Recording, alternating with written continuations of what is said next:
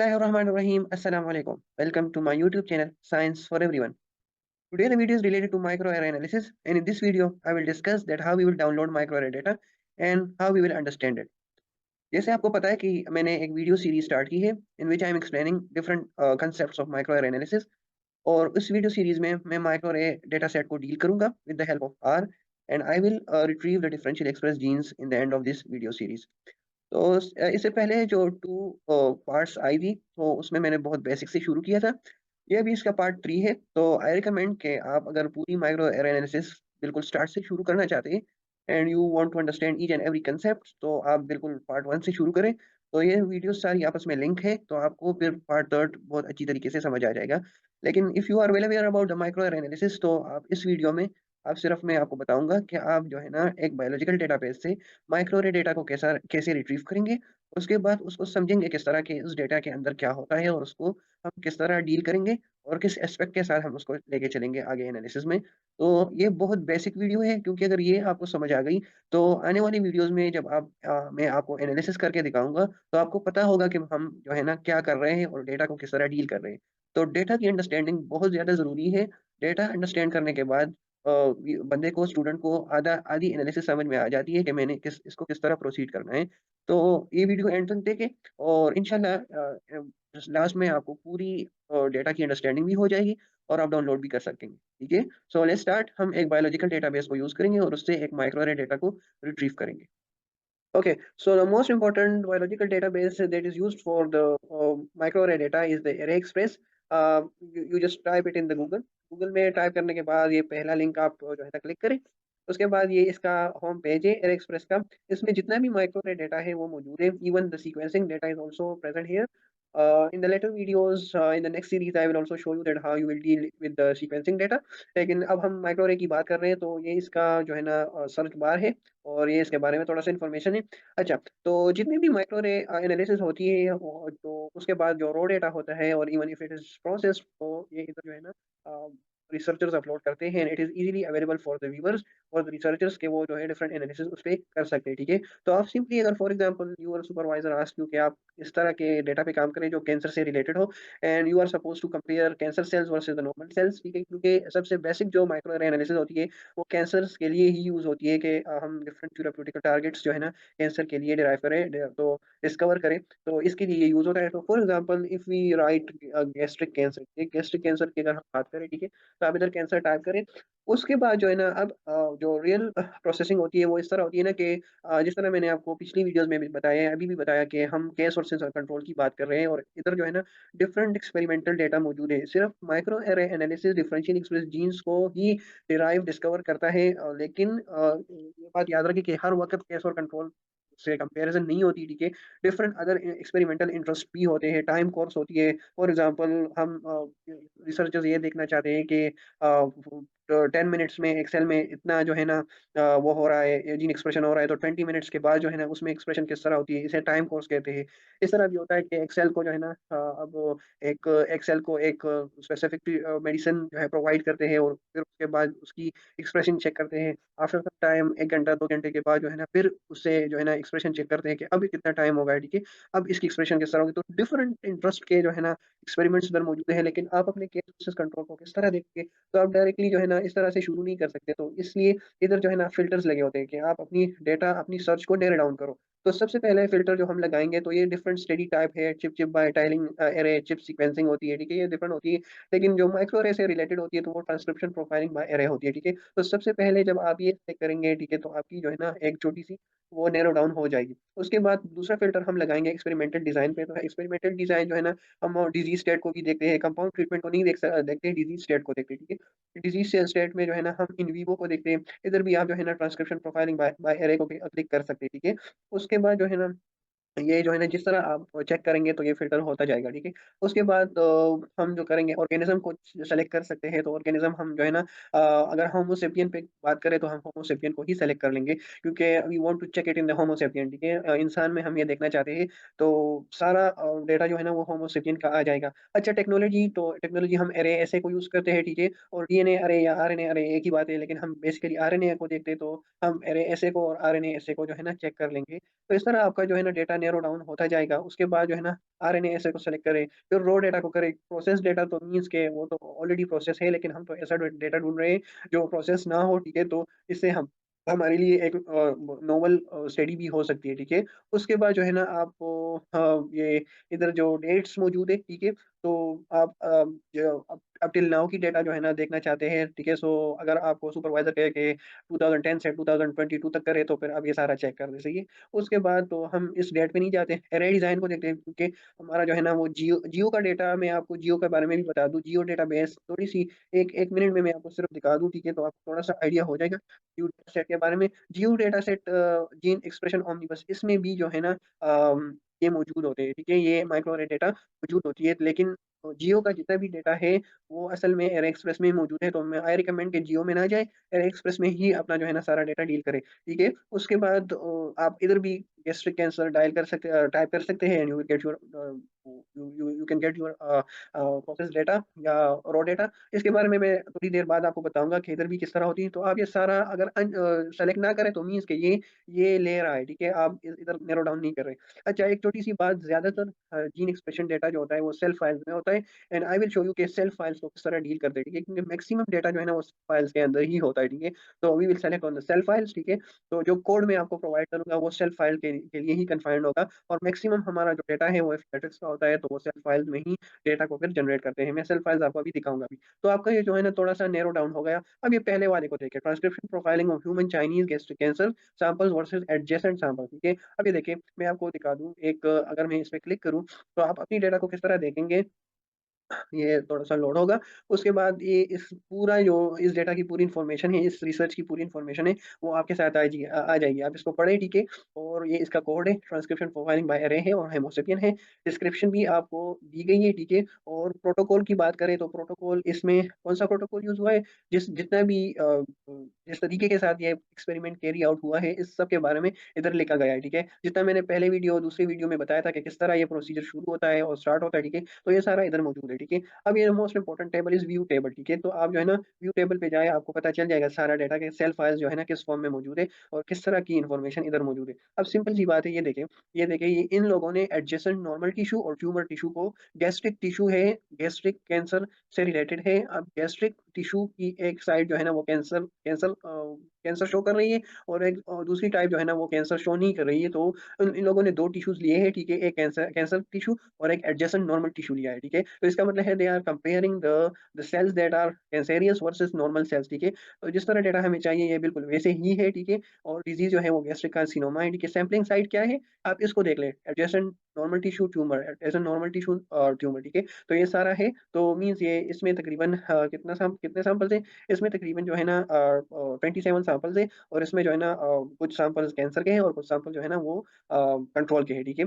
एक छोटी-सी बात मैं आपको बता दूँ, ये बहुत ज़्यादा ज़रूरी है। म मेरे एक व्यूअर ने मुझसे एक क्वेश्चन भी किया था, ठीक है? कि इसका अगर सैंपल ज़्यादा हो तो इसका क्या मतलब है, ठीक है? तो अगर 27 सैंपल्स हैं, तो मीन्स के 27 स्लाइड्स प्रिपेयर हो गए हैं, ठीक है?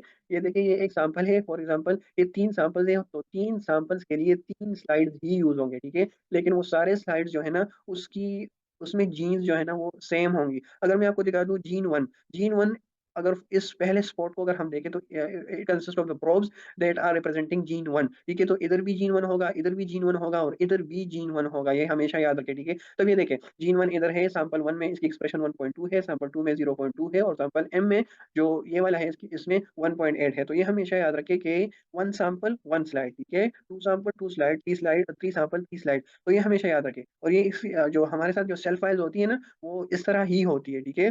तो जीन 1 इस तरह होता है, और उस सैंपल में इसकी जो है ना वो इंटेंसिटी वैल्यूज़ होती है, वो पिक्सेल वैल्यूज़ होती है। तो ये हमेशा याद रखें, ये थोड़ी-सी कन्फ्यूजन थी एक व्यूअर को, तो मैं उसको भी बताना चाहता हूँ कि ये इसका आपका आंसर ये है। अगर मैं आपको इस तरह बता दूँ, तो ये ओरिजिनल सेल फाइल के अंदर ये देखिए ना 3743080 ये प्रोब आईडी है, ठीक है? इसके बारे में हाँ, उस पैकेज में पता होगा कि इसमें कौन-सा जीन है। अब जीन का नाम और ये सब कुछ जो है ना ये बाद में लगेगा, लेकिन ये एक प्रोब आईडी है, और ये प्रोब जो है ना, प्रोब्स का नाम नहीं होता, उसकी आईडीज़ होती है, और फिर उसके लिए एक स्पेसिफिक पैकेज यूज़ होता है जो आईडीज़ को जीन नेम्स में कन्वर्ट करता है। वो भी मैं आपको लेटर वीडियोज़ में बताऊँगा कि किस तरह प्रोब आईडी को जीन नेम्स में जो है कन्वर्ट करना है। तो ये जीन है और या सैंपल्स है, ठीक है? ये वो सैंपल्स है, जब हम इसको जो है ना इकट्ठा करेंगे तो ये इस तरह फिर आ जाएँगे। तो ये सैंपल 1, सैंपल 2, सैंपल 3, इस सैंपल में इस जीन का ये है, ठीक है? ये इसकी एक्सप्रेशन वैल्यू है कि इसमें इतनी एक्सप्रेशन है, इसमें इतनी एक्सप्रेशन है। तो ये हमेशा याद रखें, ये एक्सेल फाइल की एक छोटी-सी व्यू मैंने आपको दी है। असल में सेल फाइल ज़्यादातर जो है ना वो खुलते भी नहीं है। जो हम एक्सेल की बात करें या नोटपैड प्लस की बात करें तो ये जो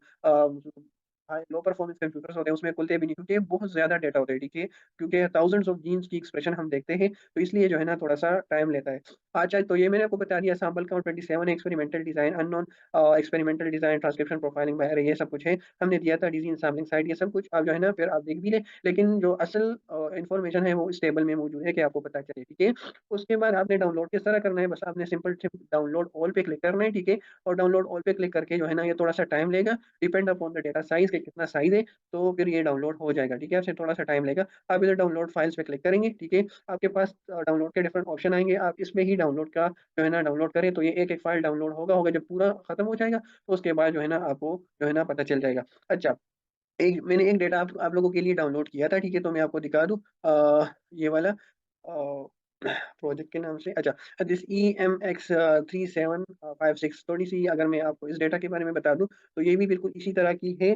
सब्र करें कि मैं थोड़ा-सा आपको ये सर्च में आप अपनी एक अगर आपके पास कुछ आईडी हो, स्पेसिफिक आईडी हो, तो आप डायरेक्ट भी सर्च कर सकते हैं। अब ये देखिए, ब्लड एक्सप्रेशन प्रोफाइलिंग इन कोलोरेक्टल कैंसर, ठीक है? तो ये भी एक नॉर्मल इंसान से ब्लड लिया था और एक कोलोरेक्टल कैंसर के सैंपल लिया था और ब्लड सैंपल्स को कंपेयर किया था, ठीक है? तो ये भी इसी तरह का ही है। जब आप डेटा को डाउनलोड करेंगे तो आपके पास डेटा किस तरह नज़र आएगा? आपके पास डेटा इस तरह नज़र आएगा, अगर आप जब आप डाउनलोड करेंगे तो आप इसको जो है ना एक्सट्रैक्ट करें। एक्सट्रैक्ट करने के बाद अगर जितना ये बड़ा होगा उतना ये टाइम लेगा। जब एक्सट्रैक्ट हो जाएगा तो इसमें आपको मैं फाइल दिखाता हूँ कि फाइल्स किस तरह नज़र आते हैं, ठीक है? अच्छा, जो डॉट शेल फ़ाइल की बात मैंने आपसे की थी, तो ये वो डॉट शेल फ़ाइल है जो ये वो एक एक पेशेंट की वो है, ठीक है? अगर मैं इसमें 62 सैंपल्स है, ठीक है? 60 सैंपल्स है और 2 फाइल्स है, ठीक है? 2 फाइल्स का मैं बता दूँ, ये हर सेल फ़ाइल एक सैंपल्स को रिप्रेज़ेंट कर रहा है, ठीक है? ये हमेशा याद रखें, ठीक है? अच्छा, एक छोटी-सी बात, इसमें 2 फाइल्स होती है, एक आईडीएफ और एक एसडीआरएफ। एसडीआरएफ फ़ाइल आपको बहुत ज़्यादा, मैं आपको बता दूँ कि इसमें ज़्यादा से ज़्यादा फ़ोकस करना है, ठीक है? क्योंकि एसडीआरएफ फ़ाइल को ही डील करके हम जो है ना आगे चलेंगे। SDRF file means structured data relation frame, ठीक है? फॉर्मेट सॉरी, स्ट्रक्चर्ड डेटा इधर जितना भी वो ये चीज़ प्रोसेस हुई है, ठीक है? तो इसमें जो है ना एसडीआरएफ में इसकी एंटायर इन्फॉर्मेशन स्टोर है, ठीक है? आईडीएफ इतना अगर मैं आपको ये खोल लूँ तो आपको पता चल जाएगा।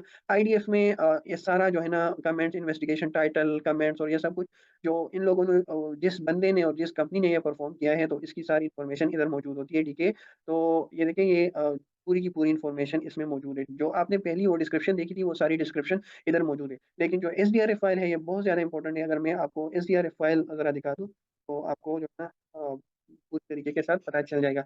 SDRF file structured data relation format file होती है। आपने इसको किस तरह खोलना है, आपने डेटा पे जाना है, ठीक है? डेटा पे जाके आपने फ्रॉम टेक्स्ट क्लिक करना है, जो you want to see the SDRF file, ठीक है? अगर आप इसको इस तरह खोलें तो आपको नोटपैड में इतना अच्छा नज़र नहीं आएगा, ठीक है? अब ये देखिए, एसडीआरएफ फाइल है, हमने इसको इंपोर्ट किया। आप इसको टैब डिलिमिटेड में पे क्लिक करें, ठीक है? आप टैब पे कर लें, उसके बाद जो है ना फिनिश एंड देन ओके, ठीक है? तो ये एसडीआरएफ फाइल आ जाएगी। अगर आप इसको इस तरह खोलेंगे तो आपको समझ नहीं आएगा, ठीक है? अगर मैं आपको इसको इस तरह खोल लूँ, तो ये थोड़ा-सा मैशअप है, तो आपको समझ नहीं आएगा, तो इसलिए मैं कह रहा हूँ कि इसको इस तरह खोल लीजिए। अब ये देखें, ये जितने भी सैंपल्स हैं, तो ये इसके कंट्रोल कंट्रोल जो नॉर्मल ह्यूमन बीइंग के ब्लड सैंपल थे, और जो जो नीचे वाले हैं ना, तो ये जो है ना सीआरसी कोलोरेक्टल कैंसर है। तो इसका मतलब है कि 40 जो है ना वो कंट्रोल है और 20 जो है ना वो कैंसर रिलेटेड है। उसके बाद उसकी कैरेक्टरिस्टिक ऑर्गेनिज्म होमो सेपियन है, ब्लड किस पार्ट से लिया है, तो ब्लड से लिया है। ये कंट्रोल के नाम है, जिस तरह इधर थे, ठीक है? Characteristic disease normal versus colorectal cancer, ठीक है? ये बहुत ज़रूरी है, ठीक है? कि दो चीज़ों को कंपेयर कर रहे हैं, after after colonoscopy and before colonoscopy, ठीक है? तो ये ब्लड सैंपल्स तब लिए हैं, ठीक है? कि जब कोलोनोस्कोपी हो गई, कैंसर रिमूव हो गया, ठीक है? तो तब ब्लड सैंपल लिया, और जो है ना बिफोर कोलोनोस्कोपी जब होता तो ये सब कुछ जो है ना ये एक्सपेरिमेंटल डिज़ाइन के ऊपर है, ठीक है? उसके बाद मटेरियल टाइप, ऑर्गेनिज्म पार्ट को हमने लिया है, प्रोटोकॉल है, प्रोटोकॉल आरईएफ, ठीक है? इसकी डिटेल इतनी ज़रूरी नहीं है, ठीक है? अब ये वाला देखिए, हाइब्रिडाइजेशन नेम और array design, array data file. अब ये देखिए, हमारे जितना भी एरे डेटा फाइल में जितनी सेल फाइल्स हैं, ये उसकी इन्फॉर्मेशन है। जो बाहर हमारे पास ये सेल फाइल्स मौजूद है ना, ये इस टेबल में, इसमें जिसमें ये एक स्ट्रक्चर्ड डेटा रिलेशनशिप है। सेल फाइल्स को आपस में जोड़ रहे हैं, ठीक है? तो ये हमेशा याद रखें, ठीक है? तो ये कॉलम हमारे लिए बहुत ज़रूरी होगा आने वाले अपने एनालिसिस के लिए, ठीक है? तो हम इसलिए ज़रूरी है कि हम आर को कहेंगे कि जो है ना इस एसडीआरएफ फ़ाइल को यूज़ करो, इसमें इस कॉलम को यूज़ करो और ये सेल फ़ाइल को उठाओ, उसको रीड करो। तो इसलिए हम जो है ना एसडीआरएफ फ़ाइल को साथ-साथ लेके चलेंगे। उसके बाद जो है ना कमेंट्स है और factor value after colonoscopy, factor value normal versus disease, ठीक है? तो ये सब कुछ है। इसमें कौन-कौन से कॉलम ज़रूरी है, कौन-कौन से कॉलम ज़रूरी नहीं है, ये फिर बाद में मैं आपको बताऊँगा। तो एसडीआरएफ फ़ाइल बहुत ज़रूरी है, ठीक है? Because it will used as a key for it the R will use it as a key and will process the cell files, ठीक है? तो ये हमेशा याद रखें कि एसडीआरएफ फ़ाइल बहुत ज़्यादा ज़रूरी है। अगर फॉर एग्ज़ाम्पल आपके पास इस तरह केस हो कि आपके पास एसडीआरएफ फ़ाइल ना हो, तो आप खुद भी अपना एसडीआरएफ फ़ाइल बना सकते हैं, ठीक है? उसमें सोर्स नेम जो है ना वो लगा सकते हैं, ठीक है? और फिर सेल फाइल्स की इन्फॉर्मेशन दे सकते हैं और कंट्रोल वर्सेस रिलीज़ कर सकते हैं। तो ये अगर ये सारे पार्ट्स ना भी डालें तो कोई बात नहीं, ठीक है? तो अगर आपके पास इस तरह केस हो तो फिर you can make your own SDRF file, ठीक है? ये सारा कुछ जो था ना ये डेटा के बारे में था। मैंने आपको सेल फाइल्स ये सेल फाइल अब मैं खोल नहीं सकता क्योंकि ये बहुत ज़्यादा टाइम लेगा और असल में ये खुलता भी नहीं है, ये थोड़ी-सी जो है ना टाइम लेता है। तो सेल फाइल्स की एक छोटी-सी झलक मैंने आपको दिखा दी। इस तरह होती है सेल फाइल, ठीक है? इसमें प्रोब्स होती है, ठीक है? और एक सैंपल की जो जिस सैंपल इसकी इंटेंसिटी वैल्यूज़ होती है। तो पूरी जब हम इकट्ठा करेंगे सेल फाइल को तो ये इस तरह नज़र आएगा, ठीक है? लेकिन जो है ना हर प्रोब की इंटेंसिटी वैल्यू उसी के ऊपर होती है, ठीक है? तो ये हमेशा याद रखें। तो आई थिंक कि आपको थोड़ा-सा समझ आ गया डेटा के बारे में कि हम डेटा को किस तरह रिट्रीव करेंगे, डील करेंगे और जो है ना डील तो मैं आपको आने वाली वीडियोज़ में बताऊँगा, सिखाऊँगा। लेकिन थोड़ी-सी आपको पता चल गया है, ठीक है, कि किस तरह अब फॉर एग्ज़ाम्पल आप इसके बारे में और जानना चाहते हैं, ठीक है, इस एक्सपेरिमेंट के बारे में, तो इसके बारे में एक जर्नल पब्लिकेशन भी है, तो आप इस पब्लिकेशन को भी देख सकते हैं विद इन मोर डिटेल के इसमें आगे क्या हुआ था और इसमें जो है ना किस तरह हुआ था। तो पबमेड में भी ये पेपर मौजूद है और इधर जर्नल में भी मौजूद है, ठीक है? तो आप इसको जो है ना देख सकते हैं, gene expression analysis of peripheral blood cell reveal tool. तो इसके बारे में एक छोटी-सी जो है ना पेपर है, इसको भी स्टडी कर सकते हैं कि ये पूरी एनालिसिस किस तरह होती है। अच्छा, जिस तरह मैंने आपको बताया था कि मैं जियो के बारे में भी बताऊँगा, कुछ लोग जियो यूज़ करते हैं, मैंने पिछली वीडियोज़ में जो हब जीन से रिलेटेड है, तो उसमें मैंने जियो को यूज़ किया था। तो फॉर एग्ज़ाम्पल हम इधर गैस्ट्रिक कैंसर जो है ना टाइप करेंगे गैस्ट्रिक कैंसर, तो इधर भी जो है ना हमारे पास आ सकते हैं, ठीक है? लेकिन ये सारा डेटा जो है ना वो एयर एक्सप्रेस में मौजूद होता है, ठीक है? तो इधर सिर्फ 13 ऐसे डेटा सेट से और एक्सप्रेशन प्रोफाइलिंग बाय अरे हम अगर डेटा सेट को 13 डेटा सेट इधर मौजूद है और तो इसमें इतना कन्फाइंड डेटा होता है, इतना ज़्यादा डेटा नहीं होता, लेकिन डाइवर्स डेटा जो है ना वो इधर होते हैं। आप इसको जब भी आप ये चीज़ देखेंगे एक डेटा के सामने तो मीन्स कि ये जो है एक्सप्रेशन वैल्यूज़ है और ये एक माइक्रो अरे एनालिसिस की जो है ना वो है एक स्टडी है। तो ये हमेशा याद रखें। उसके बाद अरे एक्सप्रेस के बारे में हमने बात की थी कि जियो के बारे में हमने बात की। अब इसमें इतना कोई और बात नहीं है, आपने सेल फाइल्स के बारे में जाना, ठीक है? आपने जो है ना डेटा को किस तरह फ़िल्टर आउट करना है, डिफरेंट एक्सपेरिमेंटल डिज़ाइन होती है, टाइम कोर्स डिज़ाइन होती है, ठीक है?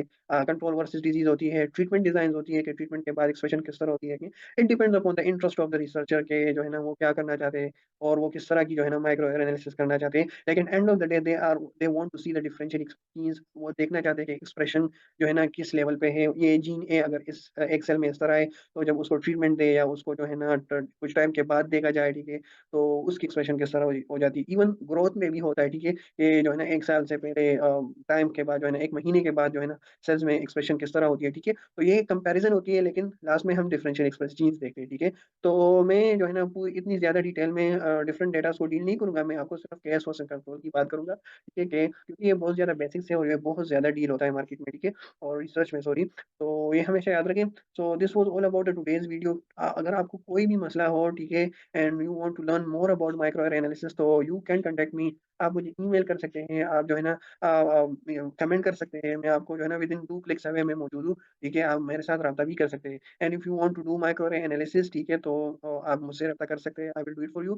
और जो है ना अगर आप कोई असिस्टेंट चाहिए और you want to do a project so do let me know, ठीक है? अगर आप फँसे हुए हैं अपने प्रोजेक्ट्स में, so I will help you out, ठीक है? तो ये सब कुछ था इसके बारे में इंशाल्लाह आने वाली वीडियो में आपने आपने जो है ना डेटा के बारे में समझा और जो है ना अपनी माइक्रो एनालिसिस की एक्सपेरिमेंटल डिज़ाइन को समझा, आपने जो है ना वो बेसिक्स आपके ज़हन में आ गई है कि क्या होता है, क्या नहीं होता है, ठीक है? तो अब अगर जब आपको सब कुछ पता चल गया है, ठीक है? So now I will transfer my video series into the R, ठीक है? मैं अगले वीडियो में पार्ट 4 में कुछ आर की इंट्रोडक्शन आपको दूँगा।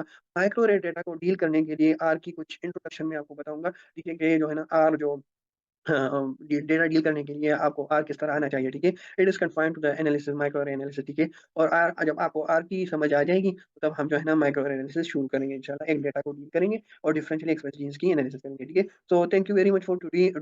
अगर आपको ये वीडियो अच्छी लगी, so do like it, subscribe to my channel and share it with your friends, and इंशाल्लाह इंटरेस्टिंग वीडियोस आएँगी bioinformatics related, so stay tuned. Thank you very much. God bless you.